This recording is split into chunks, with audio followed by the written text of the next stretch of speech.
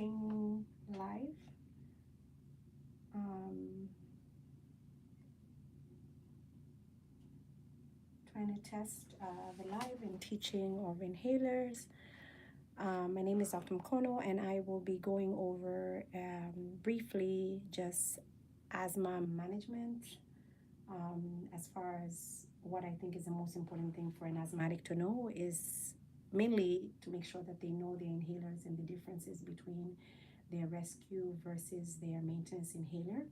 That is the biggest key to why I exist, and I want to make sure that anyone who happens to meet me, come across me, interact with me, they should know that as far as when it comes to asthma, I do not leave any stone not turned on the issue of asthma and inhaler management and teaching, making sure that I cross check personally whether you're using the inhaler properly or not.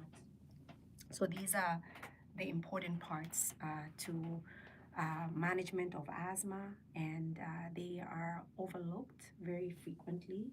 And people just kind of do not understand why the asthma is not working. It's not being suppressed enough. It's bothering them all the time. It's waking them up from sleep. It's causing repeated infections.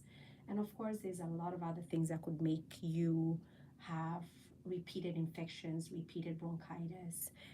There's a lot of other things, but if you're asthmatic, that's one of the biggest point you don't want to miss, is that you need to control your asthma. If you don't control it, then it puts you at risk of things happening more frequently than the general population, which could be absolutely disturbing to you and your loved one, your career, your life. You just get interrupted over and over again.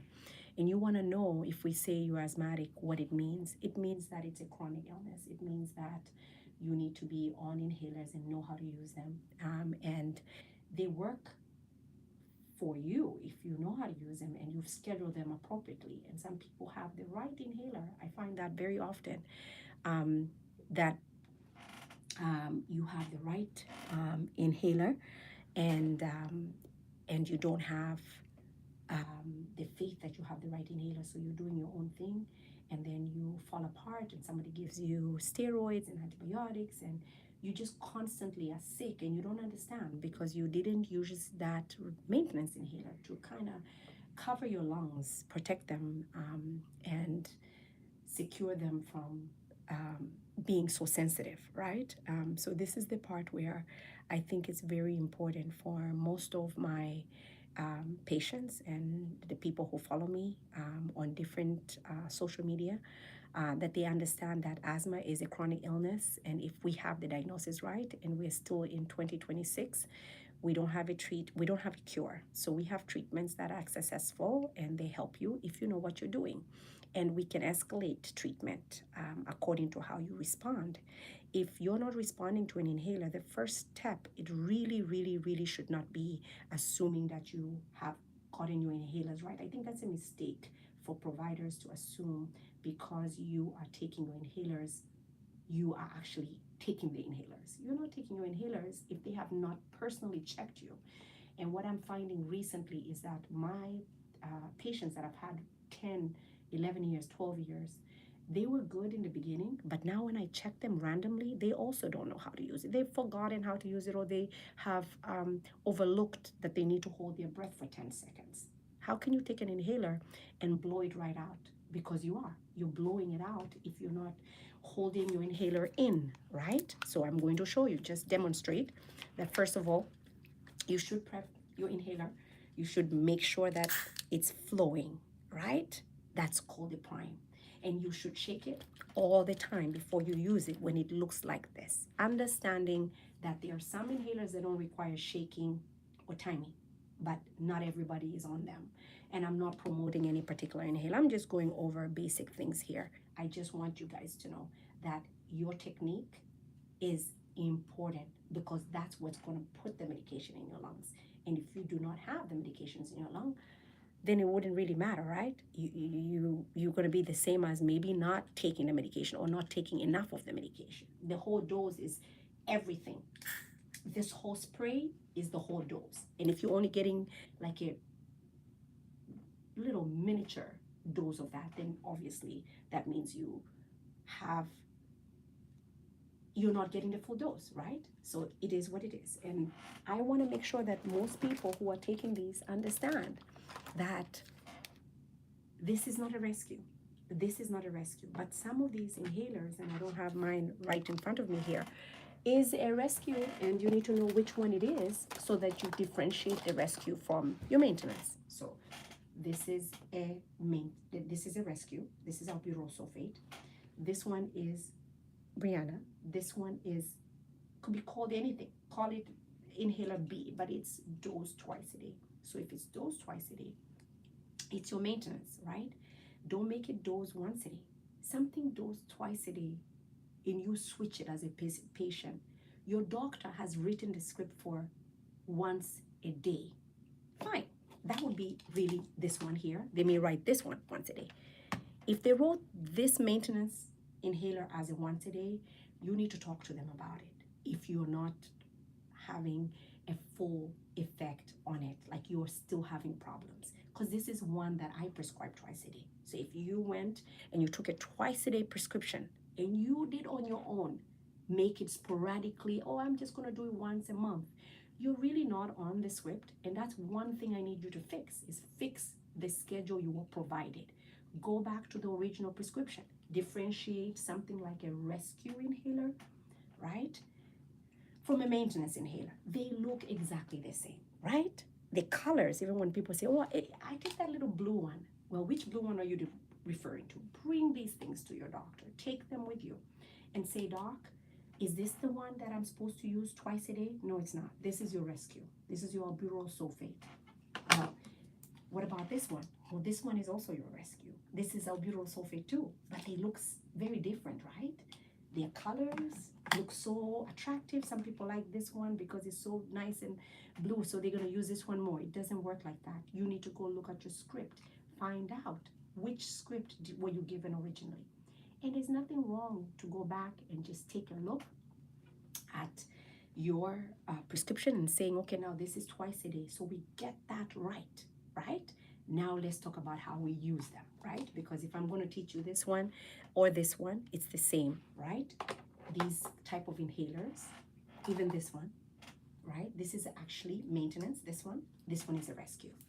This one is maintenance twice a day, and this one is a rescue as needed, right? Don't swap those directions. But the technique, we can cut and paste. So I'm shaking and I'm priming, checking. It's working. I made sure that I have enough supply, right? Mine is actually reading 0, but it's still sprayed. But I'm going to teach you guys with this one. You shake it, and then you exhale everything out, because some of you trap air inside. So if you spray in trapped air, the air doesn't fill up with medication. It's kind of like diluted, right? But it doesn't give room to you filling up all your lungs with medication. So I always advise you to empty first. You will see me say out first, and then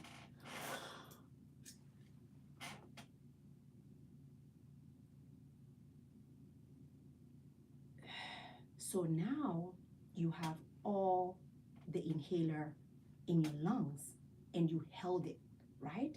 If it's your maintenance and you were told 1 puff, then it's 1 puff in the morning, 1 puff at night. Put it next to your toothbrush, because you're going to go there every day, and you can gargle after for the ones that you need to gargle. This you technically don't, but if you're getting confused, gargle with water after all your inhalers so that it's not confusing, right? And then if it's your maintenance, you'll go in the evening and do it again. If it's 1 puff, twice a day. If it's 2 puffs, you will now go ahead, you will shake it again, right? And then you will exhale.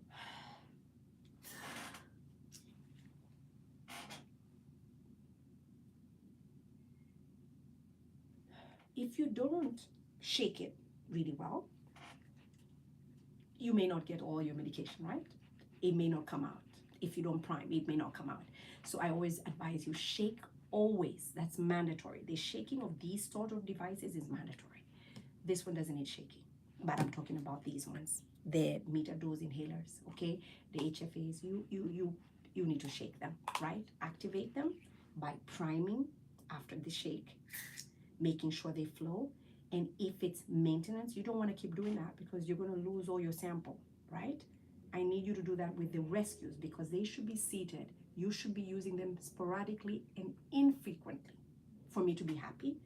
If you're consistently on a rescue and it's all the time, you're on rescue inhaler, that's a clue either that you're not on a maintenance and you should be, so go talk to your doctor, or you're not using your maintenance right. I don't know which one it is, or it's not dosed right. Maybe your maintenance is dosed low and you need a little higher. I don't know. But you really shouldn't be always on your rescue. And it's also a clue that something is coming around. Maybe a cold is coming around. Maybe the weather changed on you. Maybe you were infected.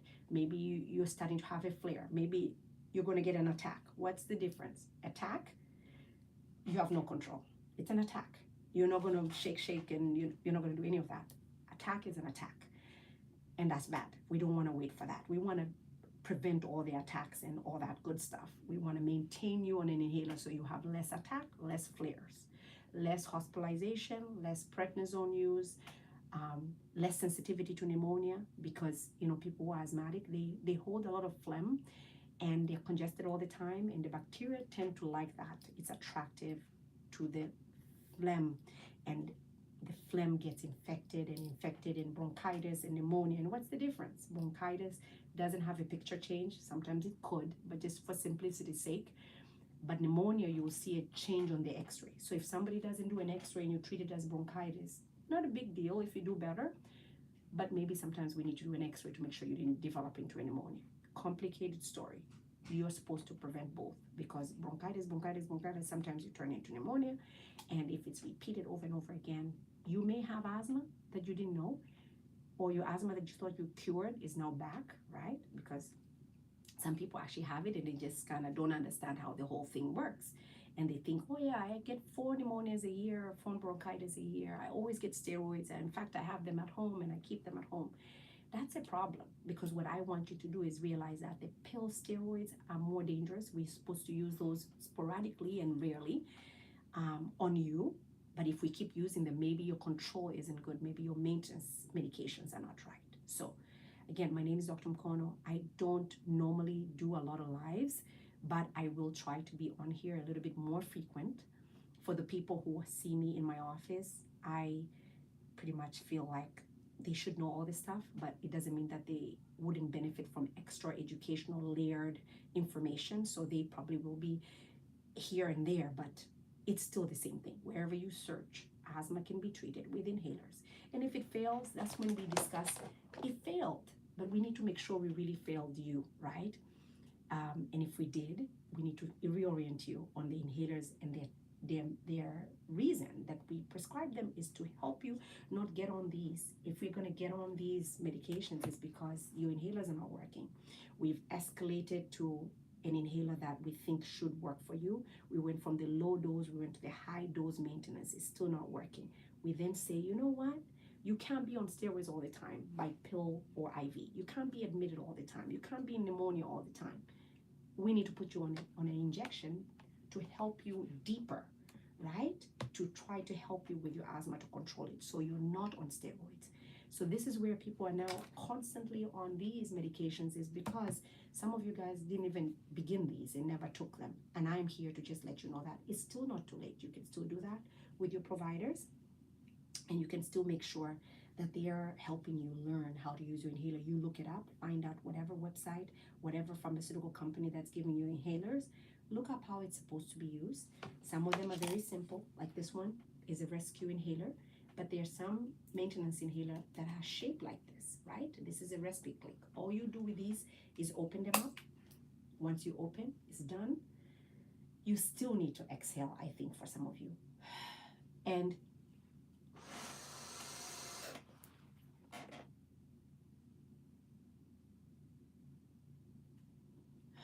it's done. This is this style. What about this one? This one is simple also, right? You make sure you have enough. Mine is out. It's one I've used for demonstration forever and ever, right? You will open this one out. You exhale again. Then this way or that way, as long as you don't hold the vent,